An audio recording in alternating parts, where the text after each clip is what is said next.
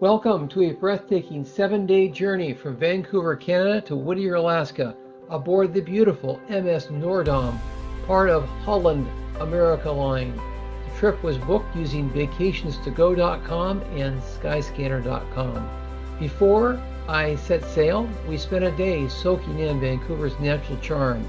I wandered through Stanley Park with its beautiful, peaceful trails and ocean views, and crossed the thrilling Capilano suspension bridge, swaying gently above a canyon draped in green. That evening, I boarded the MS Noordam, a classic, elegant ship with open decks, cozy lounges, and world-class dining.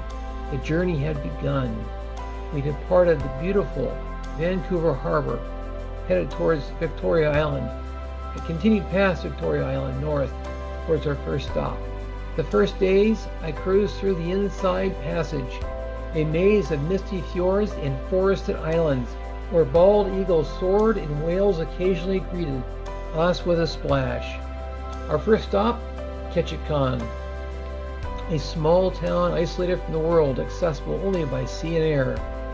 A colorful, quirky town known for its salmon streams, wooden boardwalks, and rich indigenous heritage.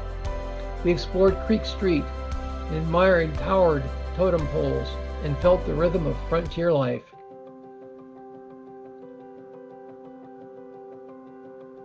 Next was Juneau, Alaska's remote capital.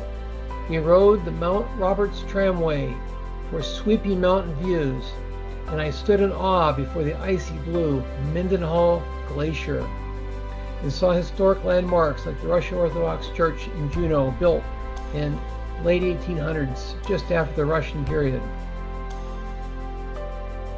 And continued on to Skagway, and Skagway had echoes of the Gold Rush, which lingered in every building and boardwalk. Skagway was a boom town that led people to the Yukon, to the Gold Rush, which a famous writer, Jack London, talked about in a book called Fang.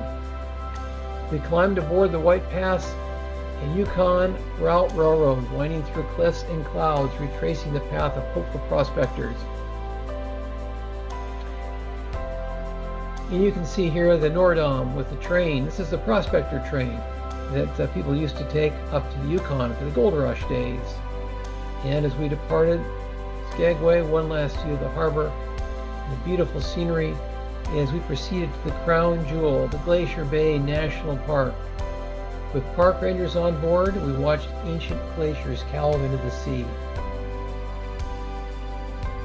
The crack and roar echoing across the stillness was amazing. It was humbling and unforgettable.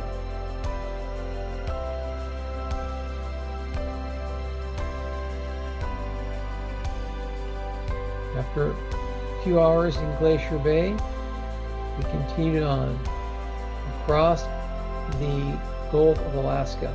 By the way, the one part of the cruise where the ship does rock a little bit, if you tend to get seasick, that's the opportunity to take anti-motion medication, is during the Gulf of Alaska. Other than that, a very smooth cruise, very similar to a river cruise. On our final day, we continued into the College Fjord, where glaciers named after Ivy League schools flowed down from snow-capped mountains. A quiet, surreal farewell to Alaska's glacier country.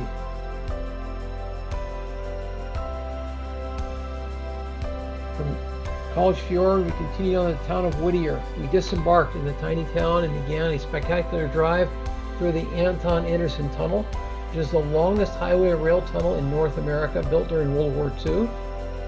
And we saw amazing landscapes as we proceeded north towards Anchorage. The road was lined with wild rivers, steep cliffs, and maybe even a moose or two, and yes, some brown bear. This wasn't just a cruise, it was a journey through some of North America's greatest wildernesses.